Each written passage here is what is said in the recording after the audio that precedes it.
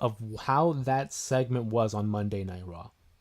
I mean, arguably the best segment of the year, the hottest segment of the year, the hottest crowd of the year at least, pertaining to Monday Night Raw. John Cena makes his first appearance since betraying the WWE fans, since aligning himself with the final boss, The Rock, and Travis Scott, and that vicious attack that was delivered to the WWE champion Cody Rhodes, putting in motion the main event of WrestleMania 41. I don't know about you guys. I'm excited about this. I'm more excited than I was for WrestleMania 41 than I actually thought I was going to be. Because before Elimination Chamber, before the Rumble, there was a lot of speculation. There was a lot of questions as to what direction was Triple H and Creative going to go with the main event of WrestleMania 41. We gave him a little time to cook.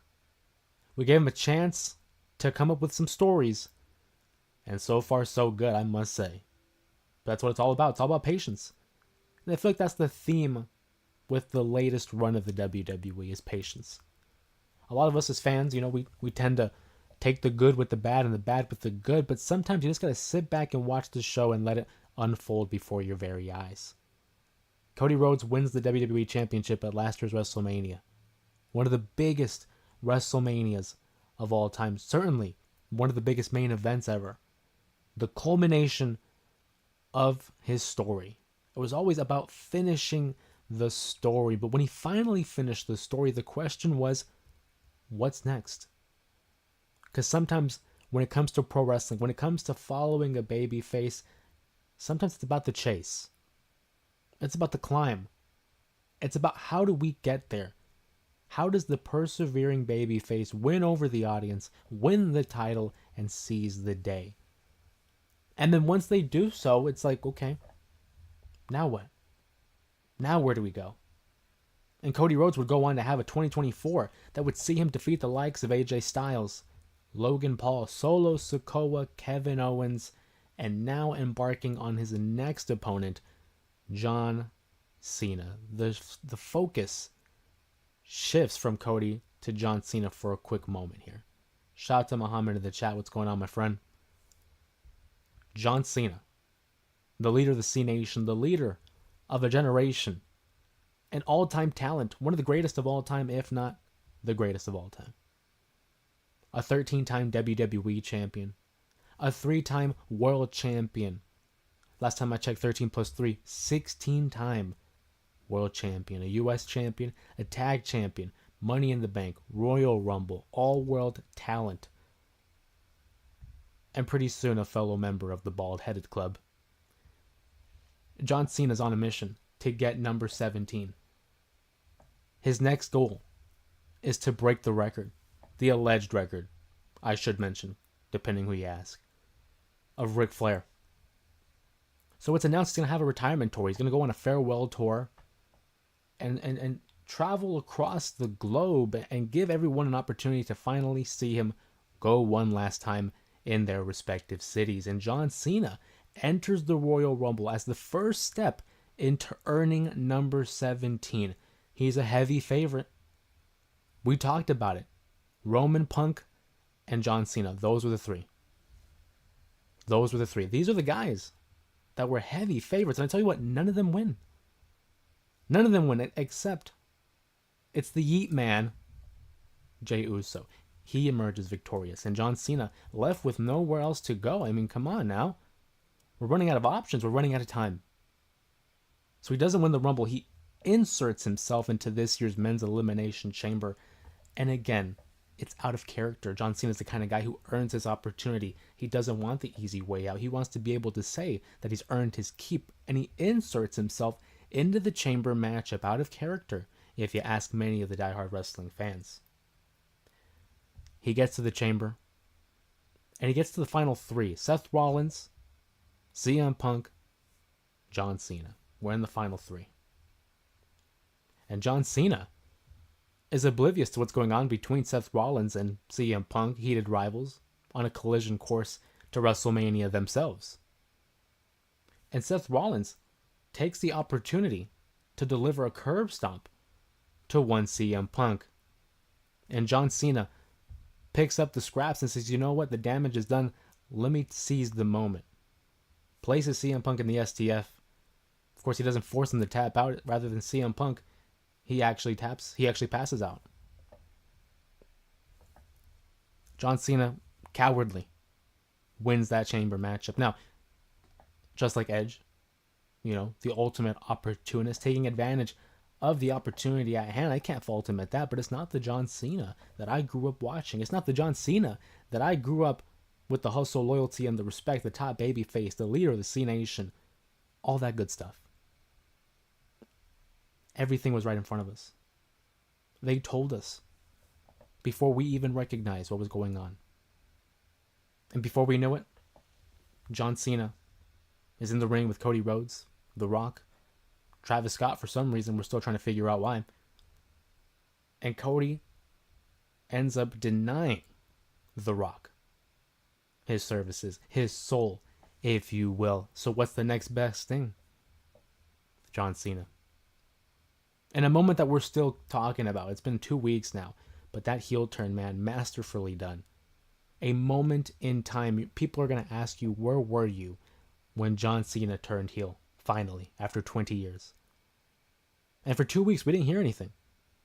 We didn't see John Cena on Raw, on SmackDown. We were stuck with the highlights. We were stuck with those little vignettes, those videos, those promo packages, highlighting what had taken place in the Elimination Chamber in Canada. So it was announced that, hey, John Cena is going to be in Brussels, Belgium for an episode of Monday Night Raw, March 17th, a time to be. And he wouldn't be alone. Cody Rhodes would be there. But before we get to Cody Rhodes, when we see John Cena emerge from the back, make his entrance into the WWE ring, what a crowd. They were already raucous. They were already on their feet. But when John Cena got there, man, they let him have it.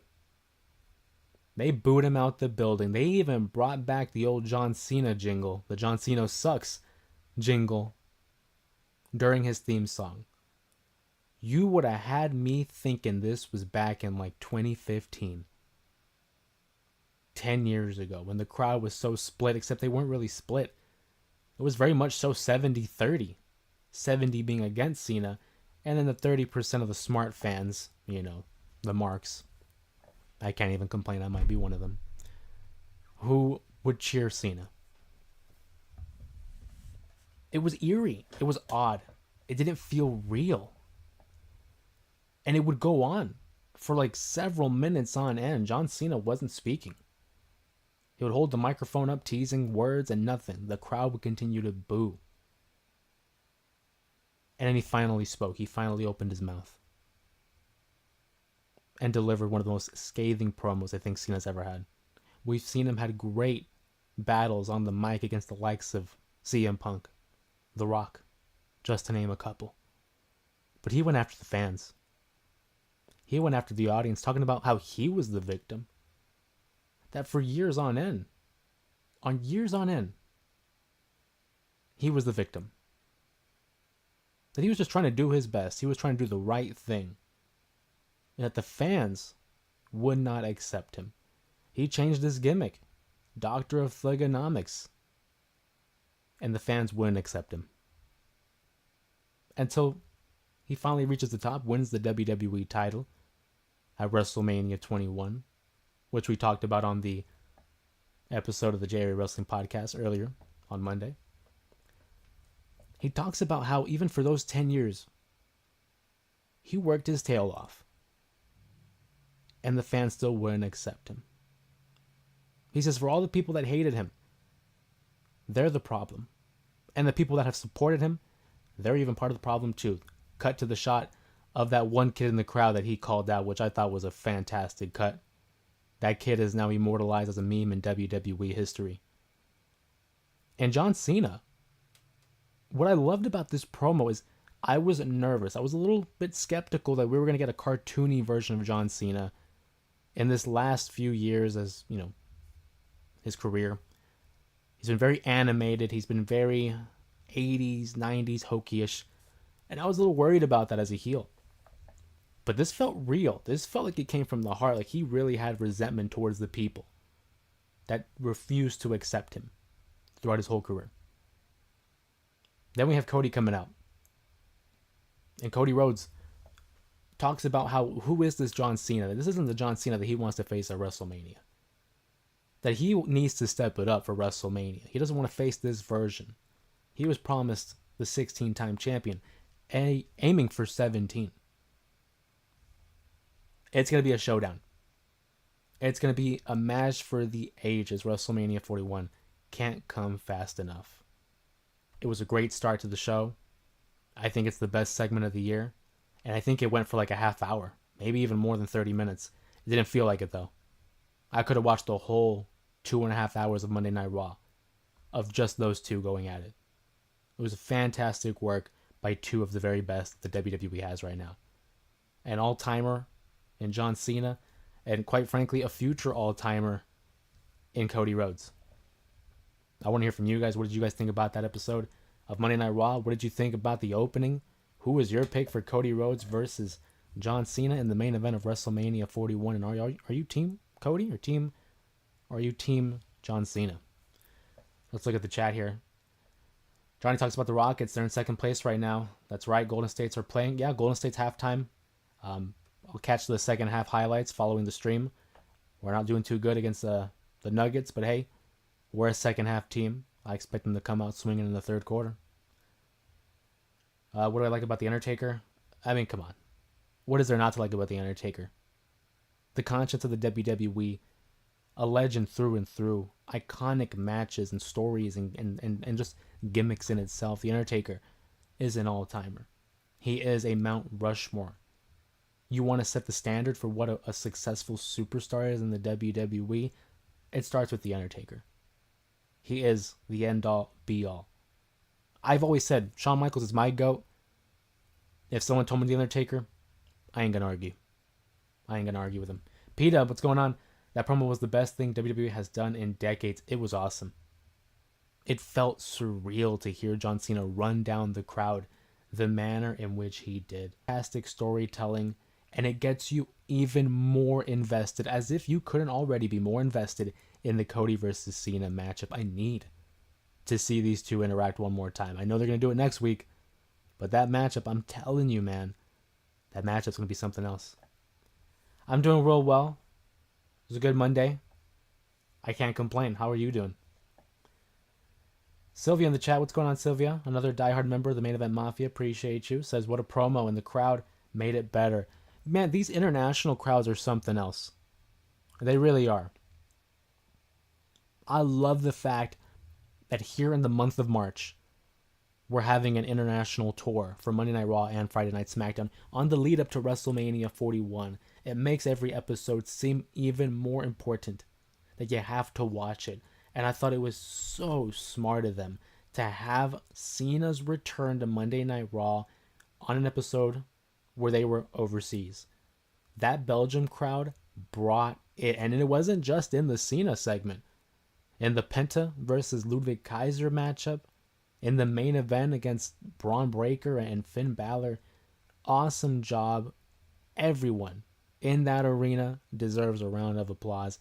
Big shout out to all the fans in attendance for today's episode of Monday Night Raw. A great promo, a great segment, a great crowd. We talked about this, off stream, my family and I, and we said the crowd really makes a show. You can have a good show, but if the crowd is acting like that, it elevates it to great show. It elevates it to a fantastic show, a memorable show. Friday Night SmackDown, hey, you guys got to live up to that. That was fantastic, man. Awesome show.